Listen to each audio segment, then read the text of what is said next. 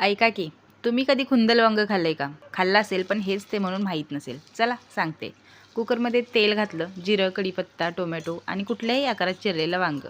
याच्यामध्ये जातं लसूण खोबरं. म्हणजे काय? लसूण आणि सुकं खोबरं मिक्सरवर किंवा खलबत्त्यावरती छान बारीक करून घ्यायचं आणि ते याच्यामध्ये घालायचं. माझ्याकडे आंबोळीची चटणी राहिली होती, जी मी सुक्या खोबऱ्याचीच बनवलेली, ती याच्यामध्ये घातलेली आहे. मिरची पावडर, धने पावडर, हळद आणि मीठ घालायचं आणि छान परतून घ्यायचं. जास्त पातळ करायचं नाही. अगदी 1 ग्लासभर पाणी घालायचं, झाकण लावायचं, 3 शिट्ट्या करायच्या. पातेल्यात शिजवलं तर एकदम गुरगुरी वांगं शिजलं पाहिजे एवढं शिजवायचं आहे. आणि बघू शकता आपलं वांगं तयार आहे. आता काय करायचं, वांगं एका प्लेटमध्ये काढून घ्यायचं. याच्यासोबत कुठलीही भाकरी खावा तुम्ही, तांदूळ, मका, ज्वारी, बाजरी, नाचणी. आता आहे मेन स्टेप. एक मोठा भाकरीचा तुकडा घ्यायचा आणि वांगं चांगलं खुंदलायचं. खुंदलायचं म्हणजे मॅश करायचं. कांदा, कोथिंबीर घालायची आणि आपलं खुंदल वांगं तयार आहे. भाकरीसोबत मस्त एन्जॉय करा. घरी नक्की ट्राय करा आणि सबस्क्राईब करा.